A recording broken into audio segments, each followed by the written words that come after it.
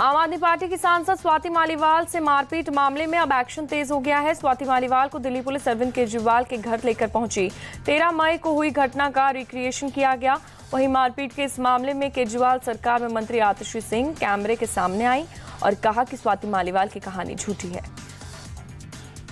जब से अरविंद केजरीवाल जी को बेल मिली है, जमानत मिली है और भारतीय जनता पार्टी द्वारा लगाए गए झूठे केसों से वो तिहाड़ जेल से बाहर आए हैं, तब से भारतीय जनता पार्टी बौखलाई हुई है।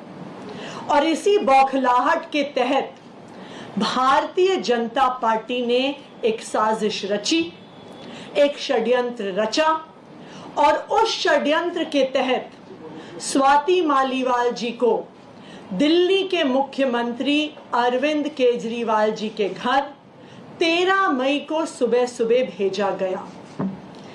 इस षड्यंत्र का इरादा था अरविंद केजरीवाल जी पर झूठे आरोप लगाना।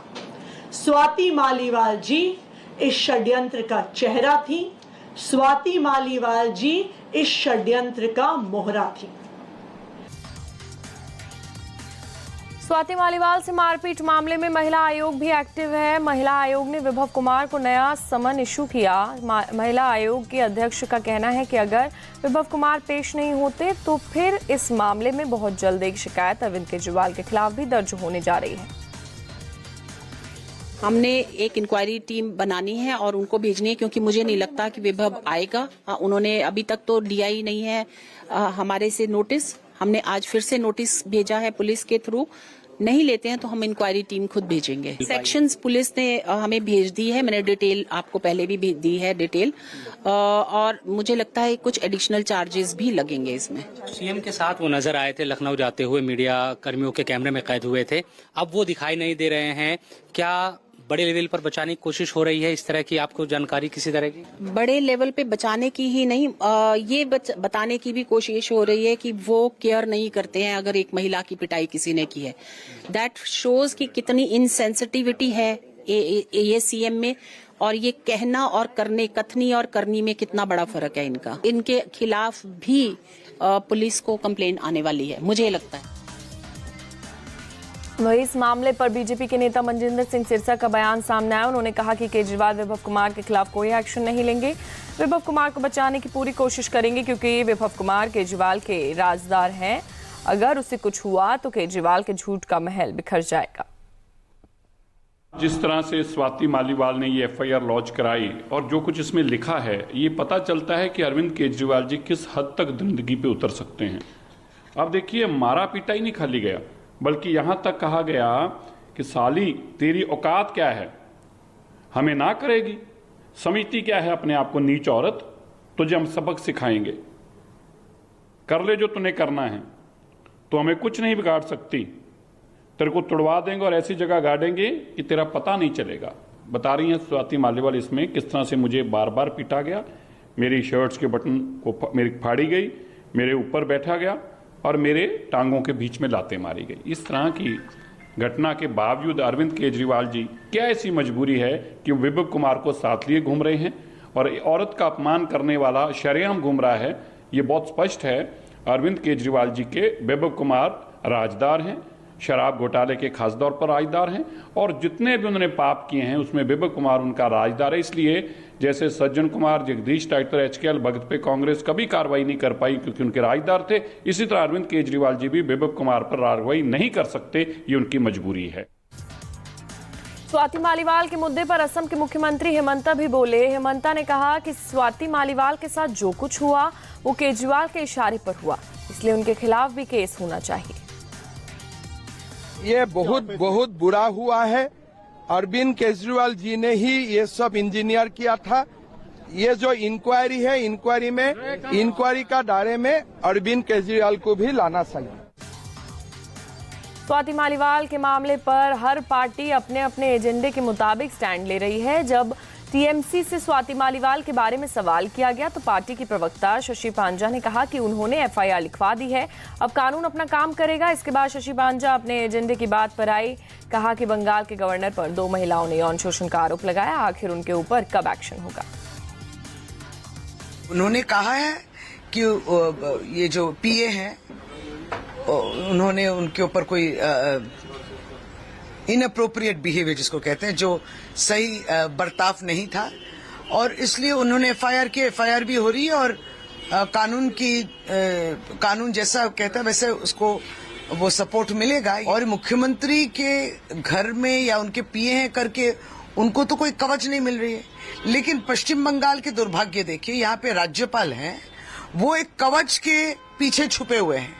उनके विरुद्ध एक नहीं 2 यौन उत्पीड़न के कंप्लेंट्स हैं। एक तो उनकी स्टाफ थी, कॉन्ट्रेक्चुअल स्टाफ, अब तक कोई विचार नहीं हुआ, सीसीटीवी फुटेज नहीं दे रहे थे वगैरह वगैरह, बहुत सारा ड्रामा किए।